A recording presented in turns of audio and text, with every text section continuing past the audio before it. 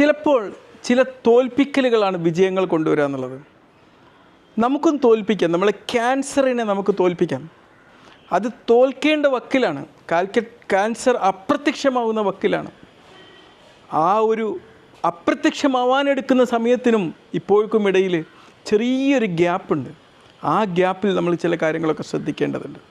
ഒരുപക്ഷെ കുറച്ച് കാലം കഴിയുമ്പോഴേക്ക് നമുക്കറിയാം, പണ്ട് ക്യാൻസർ എന്ന് പറഞ്ഞ രോഗം ഉണ്ടായിരുന്നു, ഈ വാക്സിൻ എടുത്തത് കൊണ്ട് അതില്ലാതായി എന്നൊക്കെ പറയാം. പണ്ട് വസൂരിയൊക്കെ ഉള്ള സമയത്ത് ആൾക്കാർക്ക് പ്രതീക്ഷിച്ചിട്ട് പോലെ ഈ വസൂരി അപ്രത്യക്ഷമാവുമോ എന്ന്.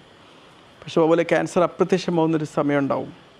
പക്ഷെ അതിന് വരുന്നതിന് മുമ്പ് നമ്മൾ പലരിലും ക്യാൻസർ വളർന്നു വരുന്നുണ്ടാവും. തീർച്ചയായിട്ടും ഈ ലോക ക്യാൻസർ ദിനത്തിൽ നമ്മൾ ക്യാൻസറിനെ പൊരുതി തോൽപ്പിക്കാൻ വേണ്ടി നമ്മൾ ചില ആക്ഷനുകൾ എടുക്കേണ്ട സമയമാണ്. നമ്മുടെ കുടുംബങ്ങളിൽ, നമ്മുടെ സമൂഹത്തിൽ എല്ലാം ക്യാൻസറിനെ പൊരുതി തോൽപ്പിക്കാനുള്ള ആക്ഷൻസ് നമ്മൾ എടുക്കേണ്ട സമയമാണ്.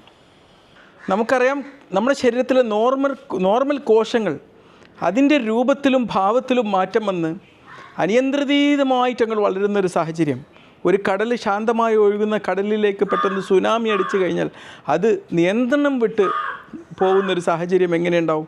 അതുപോലെ നമ്മുടെ ശരീരത്തിൽ സംഭവിക്കുന്ന ഒരു സാഹചര്യമാണ് ഇത്. അവിടെ തന്നെ പെരുകി ഇങ്ങനെ അനിയന്ത്രിതമായി വളരുമെന്ന് മാത്രമല്ല, അതിൻ്റെ സമീപ അവയവങ്ങളിലേക്കും സമീപ ലിംഫ് നോഡുകളിലേക്കും ഒക്കെ വ്യാപിച്ച് ശരീരത്തിൻ്റെ ആന്തരിക അവസ്ഥകളെ, ശരീരത്തിൻ്റെ അവസ്ഥകളെ മൊത്തം താറുമാറാക്കുന്ന ഒരു സാഹചര്യം ഉണ്ടാവും.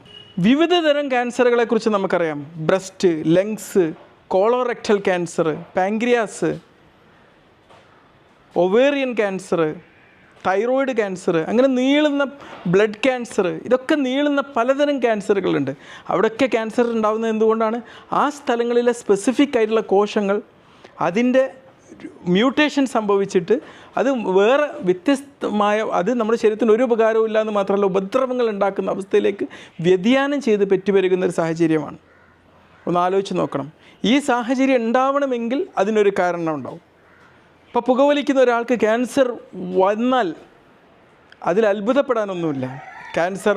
കാരണം അവരുടെ നോർമലായിട്ടുള്ള ശ്വാസകോശ കോശങ്ങളെ വ്യതിചാനം ഉണ്ടാക്കുന്ന രീതിയിലുള്ള ടോക്സിക് ആയിട്ടുള്ള കെമിക്കൽസാണ് അവർ ഓരോ ദിവസവും അവരുടെ ശരീരത്തിലേക്ക് എത്തിച്ചു കൊടുക്കുന്നത്. അൾട്രാ പ്രോസസ്ഡ് ആയിട്ടുള്ള ഭക്ഷണങ്ങൾ സ്ഥിരമായി കഴിക്കുന്ന ഒരാൾക്ക് ക്യാൻസർ വന്നാൽ അതിലൊരു അത്ഭുതപ്പെടാനുമില്ല.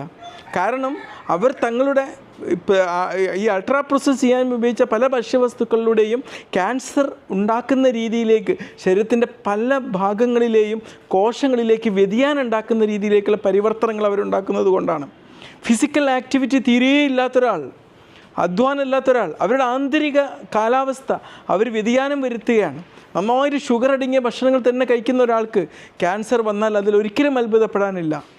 ഇതൊന്നും ഇല്ലാതെ വരുന്നതിലെ നോക്കിയിട്ട് നമ്മൾ ചിലപ്പോൾ അത്ഭുതപ്പെടാനുണ്ടാവും. അതിൽ ചിലപ്പം ജനറ്റിക് ഫാക്ടറുകളോ മറ്റെന്തെങ്കിലും ഫാക്ടറുകളോ പ്രവർത്തിച്ച് എന്നിരിക്കാം. ആർക്കും ക്യാൻസർ വരാമെങ്കിലും നേരത്തെ ഞാൻ പറഞ്ഞല്ലോ ഓൾറെഡി, പുകവലിക്കാർക്ക്, മദ്യപാനികൾക്ക്, ഫിസിക്കൽ ആക്ടിവിറ്റി ഇല്ലാത്തവർക്ക്, ചിലവർക്ക് ഫാമിലി ഹിസ്റ്ററി മുഖേന, അമിത വണ്ണമുള്ളവർക്ക്, ഇവർക്കൊക്കെ മറ്റുള്ളവരെക്കാളും എത്രയോ മടങ്ങ് ക്യാൻസർ വരാനുള്ള സാധ്യത ഉണ്ട് എന്നുള്ളതാണ്. അപ്പോൾ ക്യാൻസർ തടയാൻ നമ്മൾ എന്ത് ചെയ്യും? തീർച്ചയായിട്ടും ഹെൽത്തി ആയിട്ടുള്ള ഭക്ഷണ രീതി ഫോളോ ചെയ്യുക, വ്യായാമം ചെയ്യുക, പുകവലി, മദ്യം പോലത്തെ എല്ലാ കാര്യങ്ങളും നമ്മൾ അകറ്റി നിൽക്കുക. പിന്നെ സ്ത്രീകൾക്കൊക്കെ പ്രത്യേകിച്ച് ഒരുപാട് നമ്മുടെ നാട്ടിൽ കാണുന്ന ക്യാൻസർ, ഒവേറിയൻ ക്യാൻസർ, ബ്രസ്റ്റ് ക്യാൻസറൊക്കെ, ഈ ഒവേറിയൻ ക്യാൻസർ അങ്ങനത്തെ പല ക്യാൻസറുകളും തടയാൻ ചില വാക്സിനുകൾ കൊണ്ട് സാധ്യമാവുന്നുള്ളത്. ചില വൈറസും ഉണ്ടാക്കും. Human papilloma virus, HPV virus vaccine എടുത്താൽ ഈ ക്യാൻസർ വരാനുള്ള സാധ്യത വളരെ കുറവാണ്. മനസ്സിലല്ലേ? പലരും അതൊന്നും അവഗണിക്കാറില്ല. ഹെപ്പറ്റൈറ്റിസ് ബി വാക്സിൻ ഒരുപാട് ആൾക്കാർക്ക് ലിവറിന് വരാൻ സാധ്യതയുള്ള ഹെപ്പറ്റൈറ്റിസ് ബി റിലേറ്റഡ് ആയിട്ടുള്ള ഈ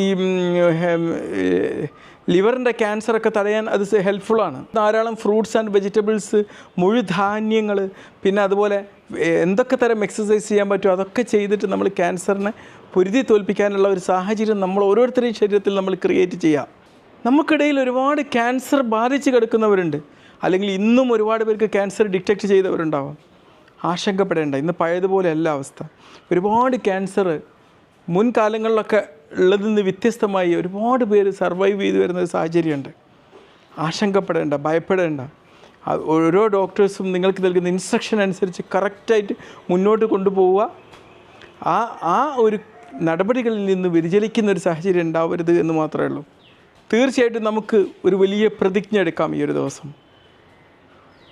ക്യാൻസർ എൻ്റെ ശരീരത്തിൽ വളരാനുള്ള ഒരു സാഹചര്യവും ഞാൻ ക്രിയേറ്റ് ചെയ്യില്ല എന്നുള്ളത്. എൻ്റെ ഫാമിലിയിലും എൻ്റെ സമൂഹത്തിലും അതിനു വേണ്ടിയിട്ടുള്ള നടപടികൾ സ്വീകരിക്കുമെന്നുള്ള ഒരു പ്രതിജ്ഞ എടുത്തുകൊണ്ട് ഈ ലോക ക്യാൻസർ ദിനം ക്യാൻസറിനെതിരെയുള്ള പോരാട്ടം ശക്തമാക്കാനുള്ള ദിവസമാക്കി മാറ്റുക. Be healthy. ബൈ.